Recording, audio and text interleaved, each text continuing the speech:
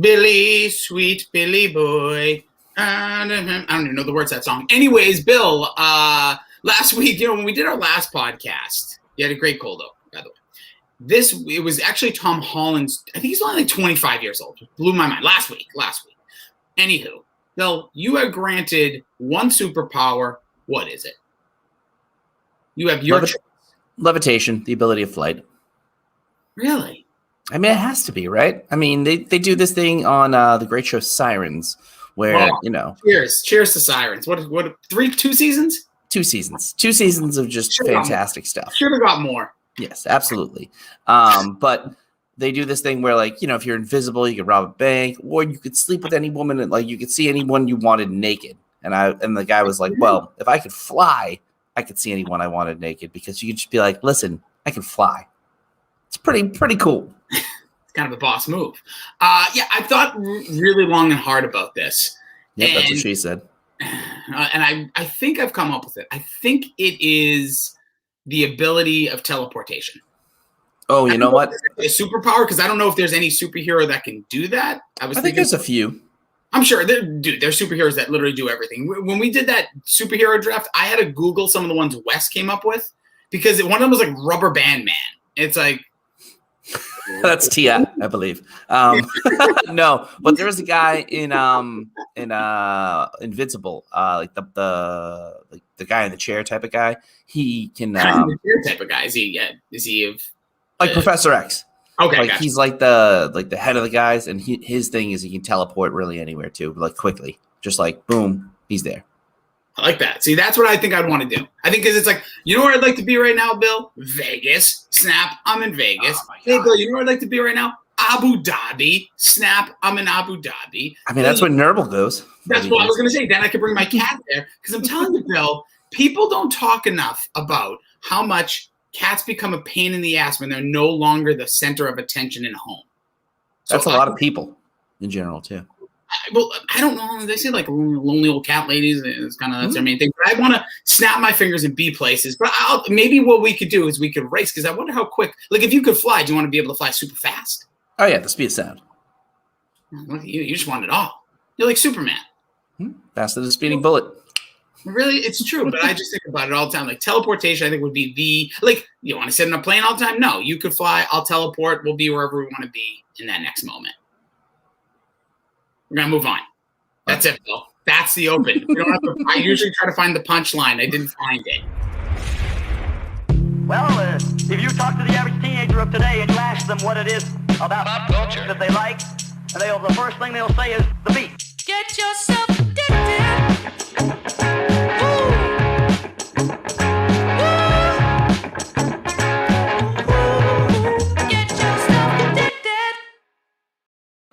Welcome into the Pop Culture Pile Driver. Get addicted to the content. I am Jason Rossi. You can find me on the social media platforms at Jason D. Rossi. Don't know what the D stands for? Well, I'll get it in you.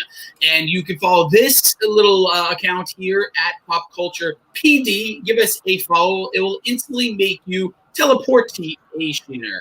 With me, as always, my tag team partner in the podcast sphere. He can be followed along all social media platforms at BillyD2411, including his OnlyFans, which again is increasing by the day. You need to get in on Billy D's OnlyFans. He has the bottomless access during.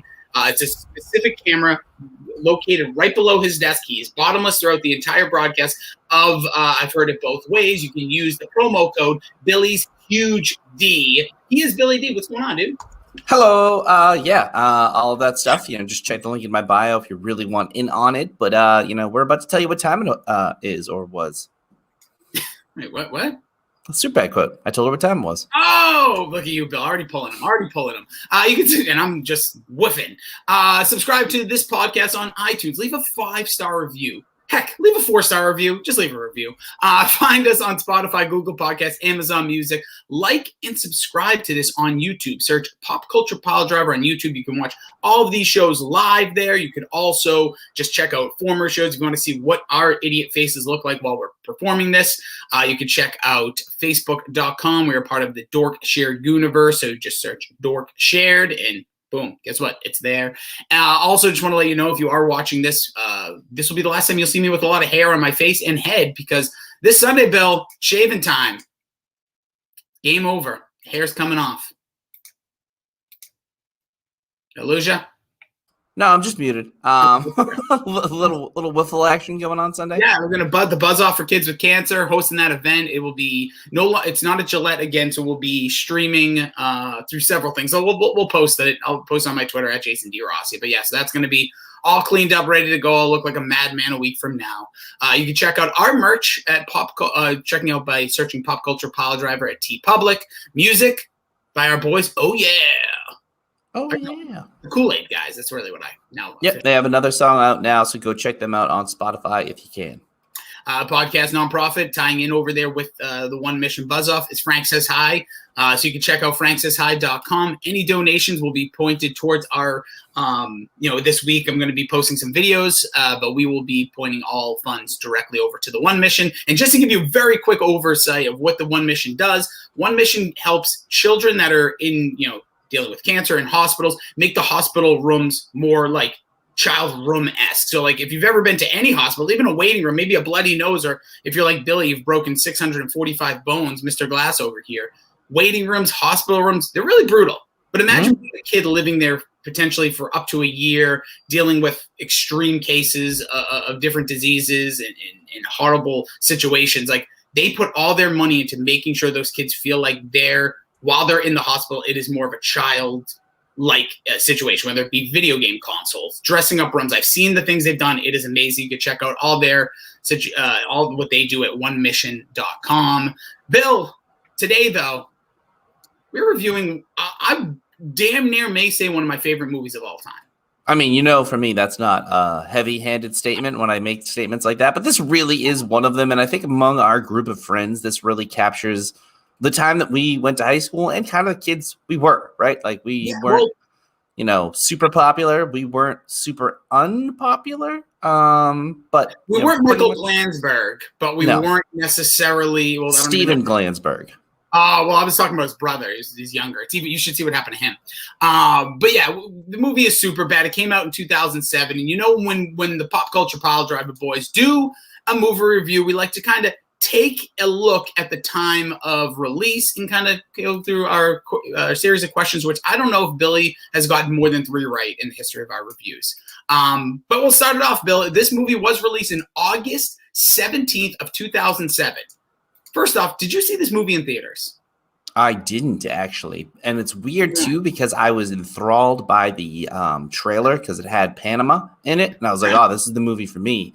But it just escaped me until, I saw it pretty much right after it came out on DVD. Same. I forget. It was definitely a recommendation. I don't know if it was through our group of friends, my sister, somebody, but I remember having the DVD because I think I still have it. It's the one that, like, you don't open it like a case. You kind of flip open the side part. I don't know what they call it, like almost like a little clip. But I do remember watching this on DVD. But yeah, it was August 17th, 2007. Bill, what was the United States average gas price? So about, I'm going to say 205. We all wish. It was 280. Oh, Jesus. Massachusetts was over almost at $4. We're back there now. Yeah, seriously. Right back. Number 1 record in the United States, Bill. What was the number 1 song in the country? 2007. What was really big in summer hit? Summer hit. I'll give you a clue because it's hard. It was an artist that was like on the rise at the time, and then I feel like at this point you don't even know who they are, and they had more of like an island feel, like an island feel. Oh, like the. I don't know what you just did. Your lipstick stains or whatever the hell it is. No, it was not that. It was. How about this? They share the last name with a wrestler who won a title at WrestleMania, one of the best WrestleMania moments. Oh my God. Kingston, Sean Kingston. Sean Kingston, beautiful. Wait So Beautiful. Yeah. By the way, still one of the worst songs ever hit. It's very, listen, take care of yourself out there. But he talks about suicide and stuff. I don't like that. Number 1 rock alternative song on August 17th, 2007. This is going to be a tough one. They had I'm just going to tell you this one, Bill, because I don't know how to say it there. It was Paralyzer by Finger 11. Oh, you could have said the douchiest song that I like, because I love that song. Oh, I don't think that song's. Well, I guess it is, because no, it absolutely is. You know what? It might actually, I told you back with TV Guy with our guy Frank. I did the top 10 worst lyrics of all time, and a song that I think was trying to be serious. You can't take like a goofy song. Like this really might be there now that I think about it. Oh yeah, it's awful, but I love the song. Oh, it's a jam, and there's a killer guitar like riff at the end with the breakdown. It's like if Disturbed did like shitty pop music to start off or something, because it just has like that voice of the same guy, and that kind of feel to like the guitar tone, but like just shitty music. I'm not going to call it shitty music, but I kind of see what you're saying, like especially like where it's kind of heavy at moments. Bill, who was your WWE champion? John Cena. John Cena is correct. Woo, Billy! One of his 16 reigns. Who is your world champion? 2007. So 07. Tough pull here, I'll be honest. Somebody that I think one-time champion and will probably go down on the list of like worst champions ever. Alberto Del Rio? Nope, not yet. That was old. I don't know. 2007 charitable champion. They were looking to get an audience outside of the United States. Del Rio would have been my guess again. Great Khali. Great Khali, who won it in a battle royal. Bill lifted the belt up backwards, upside down. Classic moment. So yeah, there's a little bit of what was going on in 2007. Bill, the ratings for this movie, Roger Ebert, which I always forget. Like, do we like Roger Ebert or do we not like Roger Ebert? I think he's pretty good. He's usually a stickler. Every once in a while, he'll throw a curveball in like a movie like this, though. Especially like he does have good taste. I'll say that for the most part. So Roger Ebert of the Chicago Sun-Times had the headline of his review read, "McLoving it." Oh no. He gave the film 3.5 stars out of 4 and said the movie reminded him a little bit of National Lampoon's Animal House, except it's more mature, as all movies are. That's literally a quote. I mean, he's saying that's like the least mature movie of all time, because that's pretty much just like there's some pretty good adultish humor in there, but it's mostly like, stupid drinking stuff. Whereas this is dealing with, not adult issues, but like it's a little more like the comedy is a little more. It's a little more impressive comedy, I'd say. Like the writing's better, even like the hidden stuff. Like you're Jimmy's brother. You just look like Jimmy's brother. Oh. Don't I know you? And then they goes to the party. Yeah, this is Jimmy's brother. And he's singing the song from when they were in the car earlier. It's phenomenal. Adam Graham of the Detroit News, don't know who he is, but I wanted to get a little opposite side. He said, the cops belong in a Bad Police Academy sequel, not this movie.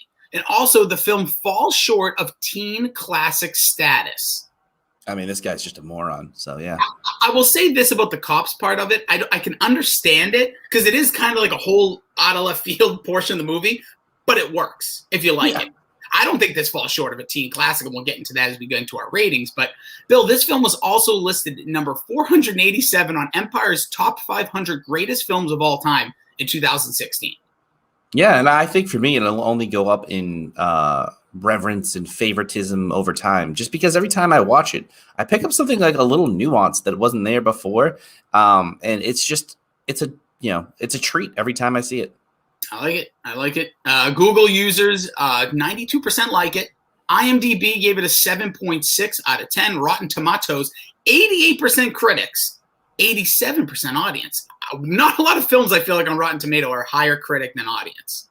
No, and especially this one. I figured this one would have been even way higher on the audience. That's what I thought. I thought it was going to be like somewhere in the 60s for critics, somewhere in the 80s for audience, but hey, the critics liked it. Metacritic, just like IMDb, gave it a 76 out of 100. Bill, the budget for this film was $20 million. Oh, my God. Forget about the DVD sales. The box office, 170. Holy crap. They cleaned up. Yeah, they sure did. Also, I wanted to just mention one thing. The number one movie when this came out. So this became the number one movie for the next 3 weeks. What was the number one movie on August 17th, 2007? It was the third part of a, I guess, trilogy. Lord of the Rings. I don't fucking know. Rush Hour 3. Oh, really? Oh, If you I gave forgot me, about that movie. Rush Hour 2 is good.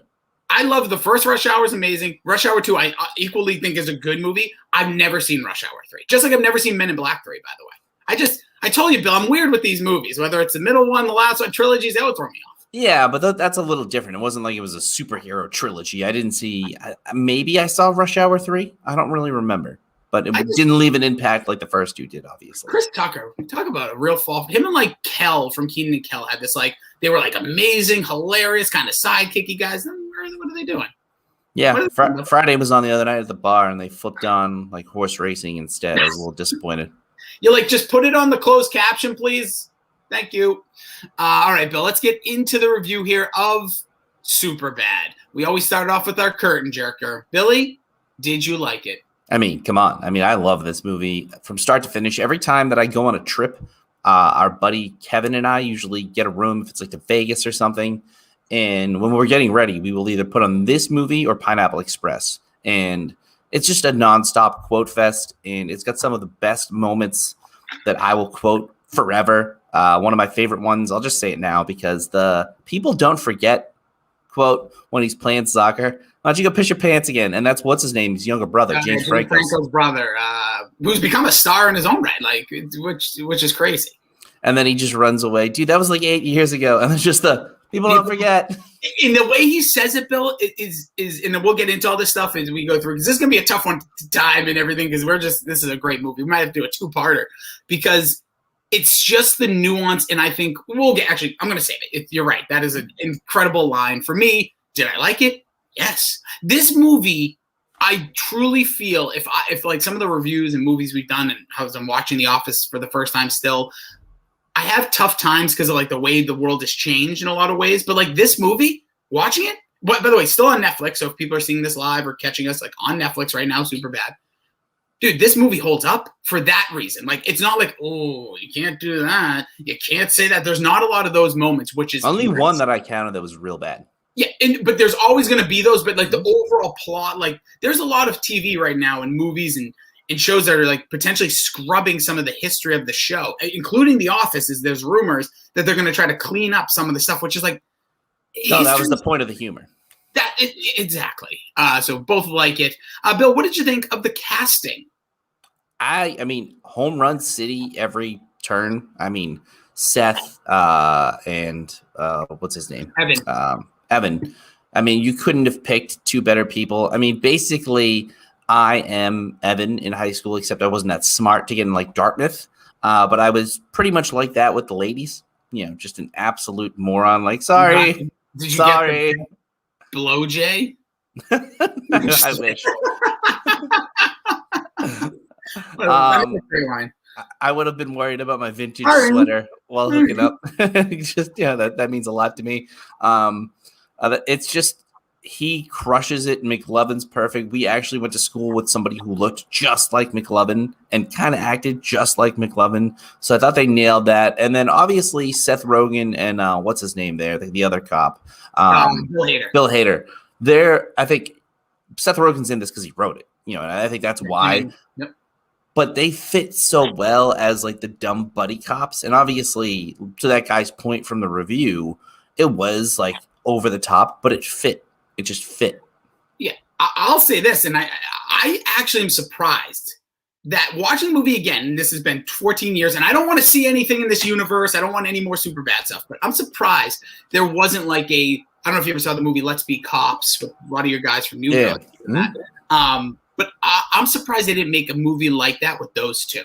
Like a low budgety, like even less than this, like a $10 million, just like, let's film something showing those two characters another day. Like time with Superbad. Like I just feel like they could have printed a little more money with that. I think a YouTube skit would have been the only thing I would have been up for. I think when people talk about any of the sequels to these kind of movies in this like little universe with all these people, that's pretty much what This Is the End was kind of like. Sure. And that felt to me like that was the sequel to all this stuff. Yeah, and obviously you mentioned it. I thought Michael Cera, Jonah Hill, a dynamic duo. I don't always love the parts separately, but together, especially for like the age group that they're playing high school, like they were really good. You said you were a little bit Like Evan, I felt a little bit like Jonah Hill's character, and Seth. I wasn't as outlandish and ridiculous, but I was kind of that guy. Like I was always being goofy, stupid, saying things I shouldn't have said, embarrassed by the things I said as soon as it came out of my mouth, still to this day, or more regretful, should I say. And honestly, they have a character in this movie. You said you have someone you went to high school that looks like McLovin. Let's be honest. McLovin is an iconic all-time character. He is, your dad knows him. Your grandkids will know McLovin. McLovin is like the star of the, like above, rise above, because you always want that third guy or that fourth guy, the side piece character that kind of outshines, kind of like a Stifler in an American Pie. Like, oh yeah, American Pie is kind of around Jim and the family, the father, but like Stifler's like known forever, and Stifler's mom. Like there's like those nuancing characters. So McLovin is iconic. So great call. And they just got a kid who, like, you just look at him and he kind of has a funny. I am McLovin. And he had confidence. That was the thing about McLovin's character that is great. He's confident. He's not as neurotic as the other two, which is great. Chicka, yeah, pick. And when, like, he when he's like, it's 10:33. That was one of the greatest movies. What's up, gangsters? Yeah. But he just turned 40 by his ID in the movie on the 3rd. Happy birthday, McLovin. Bill, what did you think? Speak and spell. Next up, acting and writing. I mean, this couldn't have pinpointed my life as a high school kid anymore. And, it came out in 2007, so I think I was in my senior year of college then. So I was a few steps later in the process, but I was still as nerdy and geeky as those kids were anyways. So having experienced and been on that side of it, a few years post, it is like everything was how you would say it, like the boner up into the waistband. Oh. Yeah, I did that. That's just like we all did that. It was just absolutely your high school experience as somebody who wasn't popular but wasn't like Steven Glansberg. Yeah, I think that is that you nailed that. I said my thought is like the writing's incredible. Like you mentioned, they wrote this, they like plotted this while they were in high school, while they were children. Evan Goldberg and Seth Rogen. So, this was their legit lives. And then for me, like the acting was good, but like I like to say, and this kind of relates to wrestling sometimes, like the wrestling doesn't have to be as good if the story's great. And I think writing was so good that you had some like, let's be honest, McLovin isn't like a star-studded actor. Actually, none of the, like Jonah Hill's grown into it. Like we know Michael Cera, with all due respect, I love what he does, but he's kind of a one-trick pony. Yep. But this is the trick. Like, shy, weird, awkward, young, especially when he was younger, and he just played it so well. And I think it made this movie great. And that's why I think like the writing over anything you would look at from acting standpoint that made you like, overrode it right there. So I'm all in with what they did there. Next up, Bill, was music. How did Hit My Music? How did you like the use of music in Superbad? I thought it was, almost perfect, because it was underplayed with just this 70s kind of funk, which I really like anyways. So it didn't really fit the narrative, but it was just the right choice in the offbeat way. And then the song they used for the penis montage, the bossa nova hit there, is to me one of the best, most perfect ways to kind of like undercut the comedy with like another song that's also funny. It's just, I thought it was beautiful. And then the use of Panama, which is one of the best 80s rock songs, the guitar solo, I thought they crushed it. It. I absolutely, when I first thought of it, because Panama, like Bill, it's almost like that's like another world. You're 100% right. That is like an iconic scene on its own right. Goofy, but I just said like also like this music, all it has like 70s beats, which is like kind of cool because this movie isn't even take place in the 70s. They didn't write this movie in the 70s. This is all like late, early 90s kind of like where the inspiration came from. But you're right. The music, it just moves. That's the way I look at it. And there's music at the party, but like you don't hear a lot of like music isn't as important. Like you said, Panama and These Eyes are the two These songs. Like a bird, baby. Just the guy just goes, yeah. It's the whole scene. The movie is great. Bill, so music, not necessarily stand out in it, but has those two moments. Bill, here we go. Basically, I love this. We say act it out. You go the whole podcast. We're basically acting out the movie as we go. It really is. I mean, I could do a million lines from it, but I love the one where he's going back and forth with her. It's like, who wouldn't want to do any of the cool shit that we do? Like, me and Seth are always cooking up these crazy things, and she's like, yeah, I'd love to be a part of it. And she's like, yeah, who wouldn't? Like, to me, that is something I would do. Like, a girl would be flirting with me in high school, and I would not even realize it. Like, Dude. like the writing, acting, it's so good. I mean, I've already mentioned like a million things from this, but the it's you, McMuffin. Oh, that's the one. Give me the booze, McMuffin. Then also our guy here, flea market floppy disk, I mentioned now, says one of my favorite lines. He goes, "Guys on MySpace or something?"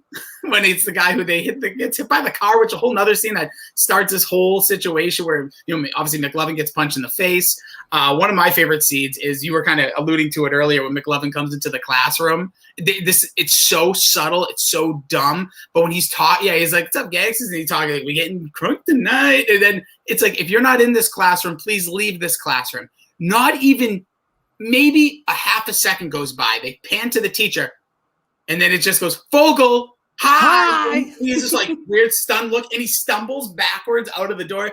Awesome stuff there. You really could go all day. The part where Seth has the blood on him. He's, "I'm fucking bleeding. I'm bleeding." I think one of my other ones is like, she's DTF. She's down to fuck. P infant G. Tonight is the night the fucking is an actual possibility. Like the way he just goes off on the rant right there. What is it? Mama's making a pubic salad and she wants some Seth's own dressing. It's like just that rant that he goes on in the middle of the field. And then when he's talking to the cooking teacher too, and like he's like, "I don't mean to belittle, but you're professional. We all know this class is a joke, right?" Yeah, we're just gonna sorry sorry to be disrespectful. Sorry to downgrade you. Also, I love the scene when they're buying the magazines. They talk, you know, he kind of alluded to the boners situation, but it is really funny too when they start talking about all of Jules's ex-boyfriends. Oh yeah, Dan Remick, who's had a six-pack since he was like 6. Yeah, and then it's like the first, like he looks like fucking Zach Morris. Have you ever seen it? Have you ever looked at Matt Muir's eyes? It's like the first time I saw the Beatles. I heard the Beatles, which doesn't make any sense, but I love it, and that's what's hilarious about it. Those are just like, you could literally plot every 10 minutes and find something about this movie that is hilarious and quotable, and things you would probably have repeated at least during the time frame of when this movie was like the movie to talk about. So just incredibly quotable, incredibly fun. Bill, then, now, forever, did this movie stand the test of time? Yeah, I think it only gets better, as I said before. I mean, even like the little things, the guy at the grocery store, and I've done this before where something happens, I'm just like, fuck my life. Like, he's like, "Was that you, sir, who spilled the beer?" Yeah, like we haven't even talked about the, I heard they recently added more hops. Which I always say too, or the makes me feel young again when I get carded. Like there's so many times that I'll work this in, and we haven't even mentioned the Warlocks. I gotta get a look at those Warlocks. When they run, that is a great scene. And by the way, that is one of the most relatable scenes. It's, because first of all, I think they said, did she get a breast reduction? Wasn't that like the whole thing? Or she's like slapping God in the face for a beautiful gift. And I know for a fact that I have, when I was in like 8th grade. Like the hot girl that was maybe like went to high school is like in the area again. You're like, wait a minute, is that what's her name? Yeah, let's pick up our pace to get there. And like I've literally like kind of jogged, sweaty, overweight, gross, pimple faced. But another part that I also love the Jonah Hill dream sequence when he's gonna go get the beer, and then the old lady, she's like, "Have a good day. Good luck, fucking Jules. Thank you." I will. Yeah, I will. Enjoy your remaining years. I will enjoy fucking Jules. I will. I do that too all the time. Oh, so good, so good. But yeah, I think you said we saw that ranking in 2016 that it was just 13 spots up. It will be it's other people's opinions on that, but I agree with you. I think this movie not only stands the test of time, I think it's a really damn good movie. And I said that this was American Pie came out in 1999, I believe. So this is 8 years later. This is the next generation. This is our generation, because as much as American Pie can't hardly wait, like that genre, we were alive and well in in 8th grade, post college, this was that nostalgia feel. I think this hits what were we 22 when this movie came out? You're a goofball, you're a maniac, and we knew what that was like. So I think that's why this is the millennial movie, I think, of it. I think you might have the Gen, whatever it is, X right above us with the American Pies. And this movie it's incredible. It is the teen movie for me. Relatability is there. And even the outlandish stuff with the cops, like that's where I know it's a movie. The other stuff feels real. He's the fastest kid alive. He's not the fastest kid alive. He's a freak. All right, Bill, pull apart. Any other stuff we need to know about with this movie? Let's see. I wrote some notes here for once. Let's see. Go ahead. 99% of this movie is great. I will say the end does kind of lose some steam where they meet him up at the mall. Like I think you could have ended that like a little bit early, obviously. But it's not terrible because you get the stuff about him getting the pants that are tight to see the outline of his junk. It looks like a division sign, ball. Like so good. And even like the opening scene where they're doing the phone call, like you've had that phone call, like and it doesn't show dick going in, which is a huge concern. You ever seen one by itself? Not for me. Like, another thing that I say with no context all the time. Yeah, I'm with you there. Dude, I love one thing you put in here. Obviously, and I forgot. Might be the quote I use the most. You'll see it in the DSG chat when I pop in there. Is when Seth's going to the bathroom, like, oh, the line's over there. Fuck me, right? Like that might be because the way he's acting, he's like, I gotta watch this Merlot off. It is so good. He nails that line. It's just the way his face, like, oh yeah, like of course. Like it's just I use that all the time. Like maybe several times a week. Like my wife will be like, oh, this is over there. I'm like, F me, right? And she's like, what? Then I have to like show her the movie. That's the worst part about any part. Like this is why I like movies like this. I'm not a big movie quote guy because if people don't know it, it's a weird conversation. Yeah. One of our guys that we do, some of those Madden Dream streams with, our guy Brendan Glasheen, if I could ever say his name right. Looks like Brian. But he always throws it. He'll throw out stuff though. He'll throw it. He's like, you know that one? I'm like, what? He's like Terminator 2. What? I'm like, what is that in the second scene? And it's like in a bedroom when they're getting ready. Like, where are you pulling this from? Yeah, he never gives you the "I'll be back." He gives you something super out of the like left field. Yeah, one time it was a quote from like the Fast and the Furious Tokyo Drift. I'm like, dude, I've never seen that movie, and I never heard that line before. And I like those movies. Like I've seen that one once. You know what? I'm not into those movies either. No, I love the Fast and the Furious movies. Oh, I just Tokyo Drift is a little bit. It's like they don't get good. They don't get good until like they become superheroes. But it's not part of the lineage, is it, of the movies? It is. It is. Oh, so it's actually like part of the. Like, it's just kind of I think out of order. Got it. So it's like random. Anyways. But I the cop stuff, like the more I think about it, the more I like it. Just because like when McLovin takes down the drunk in the bar. Oh, McLovin, that's how you take down a motherfucker. And like obviously Seth Rogen's character is still training. And he pulls out his gun in the middle of the restaurant for just a drunk guy. You didn't see, and even like the conversations that start before they get there, it's like you were pissing everywhere. You didn't see me pissing anywhere. Like it's just fucking on point, start to finish. Yeah, there's so many. You're right, dude. But there's also like I know it's a random thing, but like the only thing I would say that really holds this movie back from being perfect, and maybe this is nitpicking, which that's what we're doing, right? Still love the movie. And we'll get to our ratings next. But like the female actresses, like Emma Stone's a really good actress, but even in this movie, she was just like, I don't know, like just felt like I wasn't like, oh my God, she's the most desirable. Like she didn't have that next it factor, I felt like, for what they were trying to make her out to be. I felt she was attainable though, I think. That's what she needed to be. Yeah, and she was cool. Like she was cool. And like what's the girl's name? The character name of the one that Evan's going after? Becca. You hit Becca's foot with your dick? Yeah. The thing about Becca and the whole story about Seth drawing the penises when he was younger, he's like, 1 out of every 100 kids has this issue. It's not that weird. It's not that weird. Super gay. It's just dick, like a man dick? That's one of the best delivered lines in cinema history. Yeah. And the other thing, like a man dick. Oh my God. And the other thing with McLovin, how old are you? Old enough to party. What was that supposed to be? I love it. It's so good. And then they also like the cock blocking scene. Then when they like he's having sex, it's hidden. And then the cock in and they go, did we cock block you, McLovin? And he's like, no. He's like all frantic and worried. And then I love the scene. Were you just violating that girl? And then they like, hey, how do we make it up to you? And the kid who spit on them earlier, they freaking whack him. Oh my God. That would never happen. Well, it does happen. That cop would be put away forever. But then the whole scene where it's like, I am Fogel, wait for me. And there's like, and then when they get in the car with Zach Coody's like, that was freaking awesome. Like the whole thing, like McLovin is so, that's why I think he's iconic.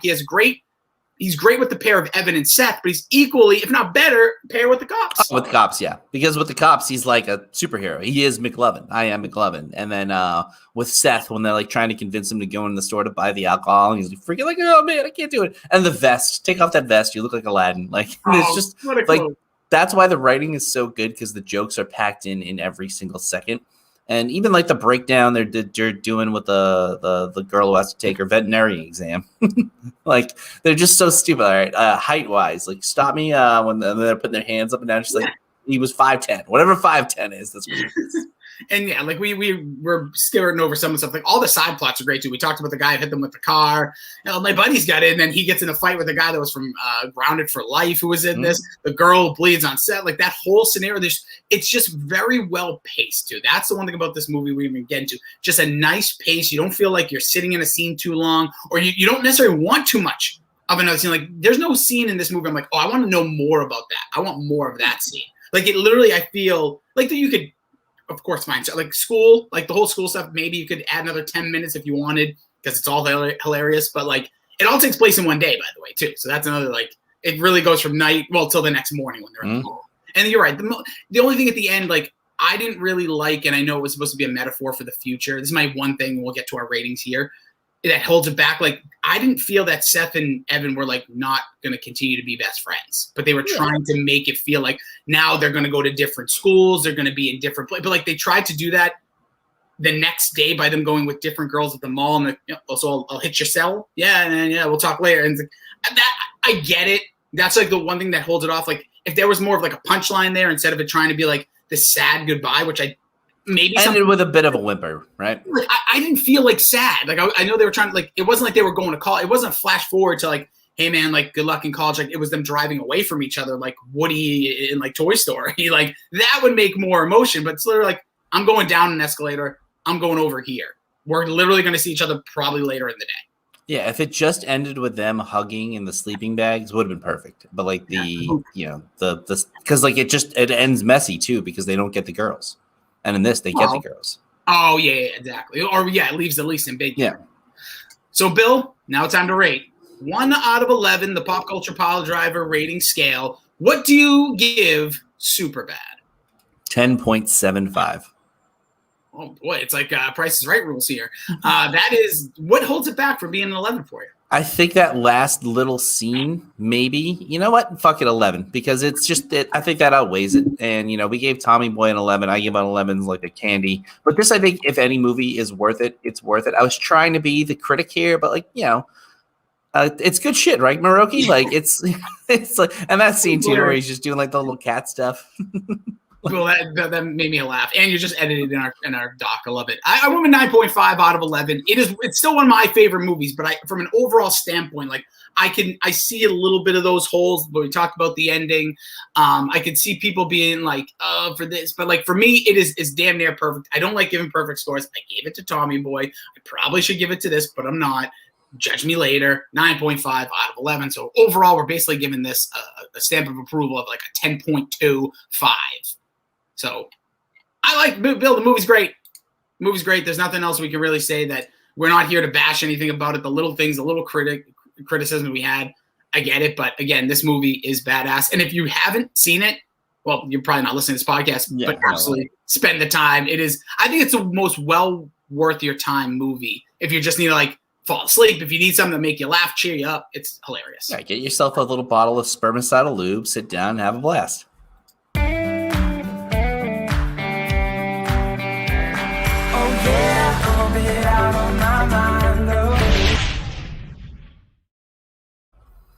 Billy Boy, what you been listening to or watching on the old boob tube?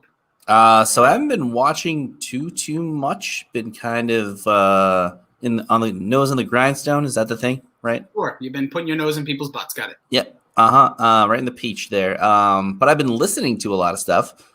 Good for You by Olivia Rodrigo. Mac of the Mac and Goo program turned me onto the song, or was it you? No, Bill, 2 weeks ago, we talked about we did our PCP jukebox, and I'm like, oh, this is the year Olivia Rodrigo was born. You're like, who's that? I'm like, didn't know. I'm like, she's no idea. The hottest artist out right now. She writes like Taylor Swift, Bill. She sounds like Paramore, has the moves of a Miley Cyrus. She is the new hot star that will probably fizzle out within the year. But no idea. The album, she's phenomenal. Good for you. Phenomenal. It is the misery business of today, by the way. Mm-hmm. Absolutely misery business. The album's really good. Like, yeah, I've listened to most of it. I think I have like 3 songs liked. Yeah, if anybody's like, like if there's any like weirdness to like the way people feel, like first of all, music is music.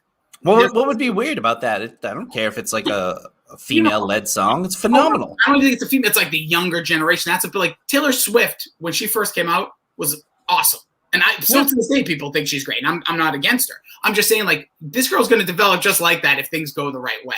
Oh yeah, like she has edge. She has more spite. Like I'm telling you, she has that Taylor Swift youthful, pissed off female. Which, by the way, throughout time, an angry young female is always writing some of the best songs. Go to the 90s, there was a whole generation of them. The 60s, you want to know. Janis Joplin was not 40 years old, even though you think she might have been. Young, pissed females throughout time always write the best music. And Olivia Rodrigo, I'm rooting for this girl to keep going.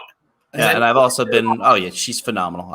So watch out when this song comes on, and I'm near a dance floor. Not even a dance floor. I will just start like throwing your arms around, Billy. It's the jump spin dancing to the song. It's just so good, and the reason I like it so much is because it doesn't even have like a good part for her in it. She's like not trying to be like, oh, I'm also good too. She's like, nah, I'm terrible, and like you're an asshole. Yeah, you're a bad person. I'm worse. But it's also got that hey ya feel to it because it's like a fun ass vibe.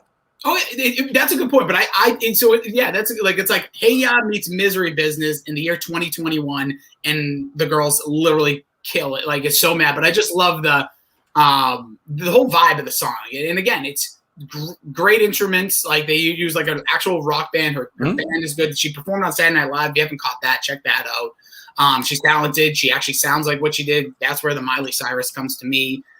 Again, and I'm a big Hayley Williams fan from Paramore. I just hope she doesn't go down that route. Let's all just enjoy this time because we're living in the world of Olivia Rodrigo being the #1 record in the world. So, and 2 other quick things: Mayor Easttown need your HBO login. Oh, yep, I'll text it to you now. And then let's see. You're prepared to be depressed, Bill. I hope you have your anties ready. I'm sure. I've watched season 1 of The Leftovers in one day, and that left me legitimately sad.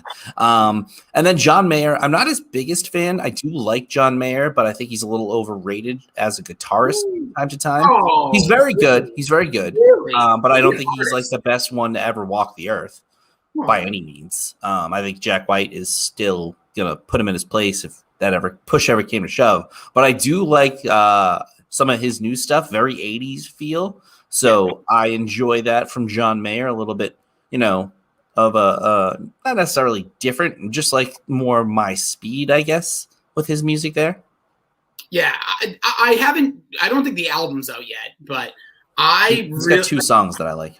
Yeah, I'm always been a John Mayer fan. I sometimes feel like he's a little too artsy, and I know that sounds weird, but I've always enjoyed his music since day one. I think I have almost all of his CDs, not anymore. It's a weird thing now, Bill. I don't buy music anymore, and I don't like it. You've seen, like, I love having CDs. I love popping a CD in and actually listening to the flow of an album. But John Mayer is always crushed. I disagree with you on the guitar part. I think he is as good as he's great. But listen, at the end of the day, it comes down to your flavor, your taste. Don't get me wrong. Me and Jack White, we've seen him together a few times. Like he's outstanding. Interested to see what his future looks like. He's become like that featured artist guy. But yeah, the new John Mayer stuff. What I've heard is good. I haven't dug in enough. Like I've spent a lot of time with this new Olivia Rodrigo album, and but yeah, I sent you that HBO login by the way. For me, Bill, for music, it's weird. I've been listening to a lot of early 2000s alternative music, so nothing necessarily to note. It's just what pumps me up sometimes. It gets me through my day. Also, I've been watching The Dark Side of the Ring. The one that they just had, so this season's been pretty damn good. You got Brian Pillman. You've had this Nick Gage, who, by the way, is becoming like a celebrity right now. I don't know if you've heard of this guy. He does death matches.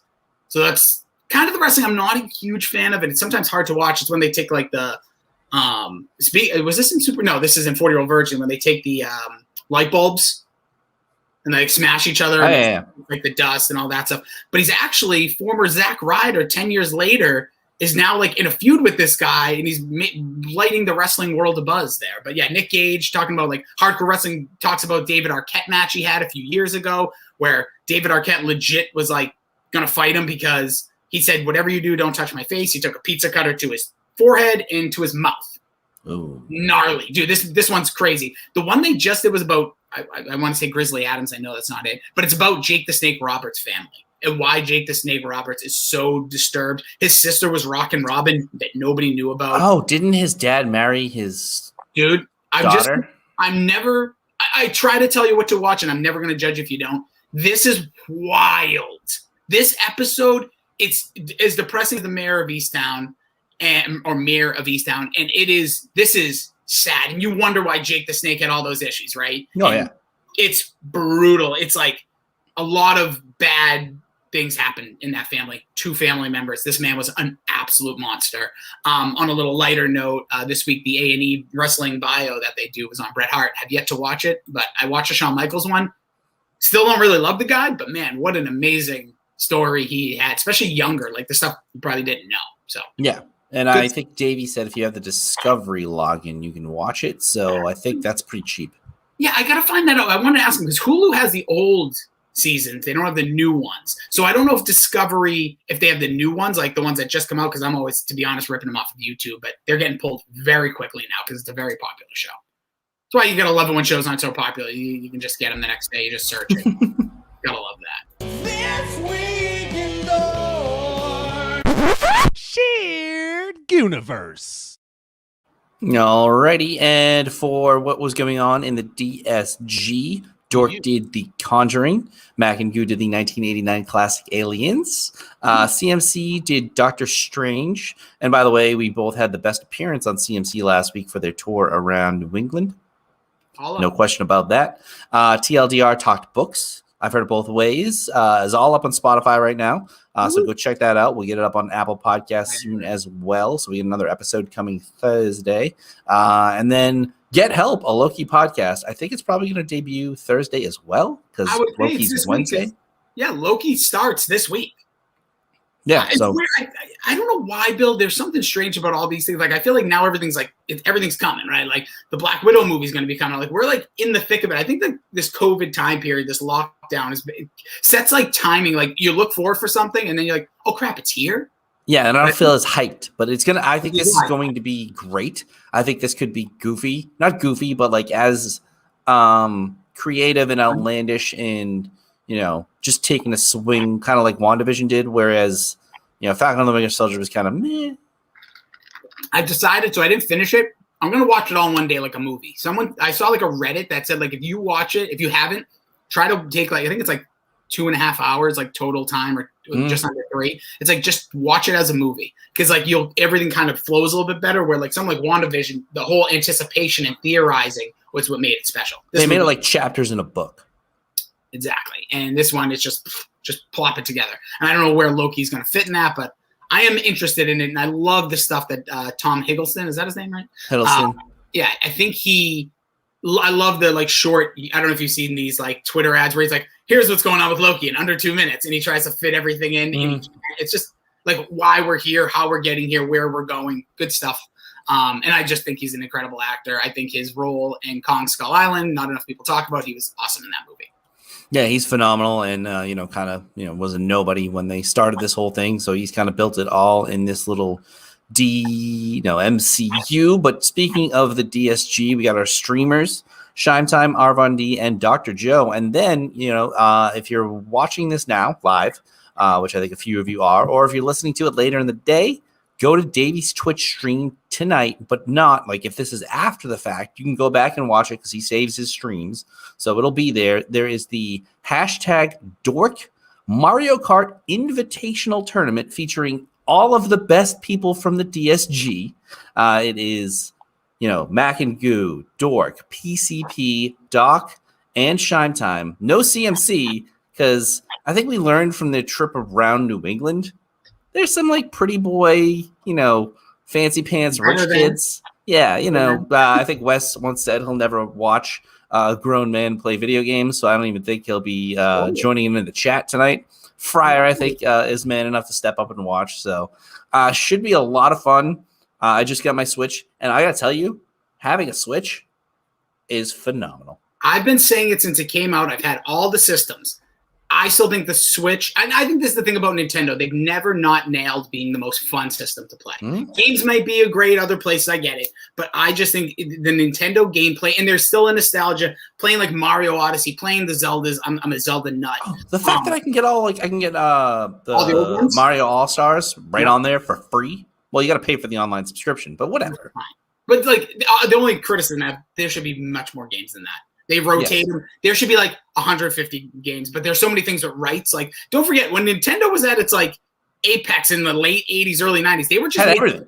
They were Die Hard had a game. All these like random movies. True Lies. I'm sure it did. Like every movie. No, it did. True Lies had a video game?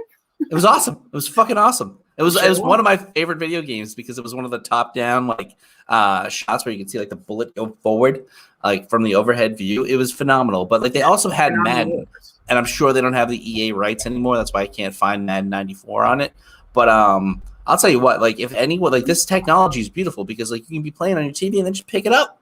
Yeah, so that's a question I'm going to have, and I know this is now this could have been for after, but we kind of got to jump as soon as we're done. Mm-hmm. Are you going to be playing this in the handheld version or in the TV version? So I've played every track half and half.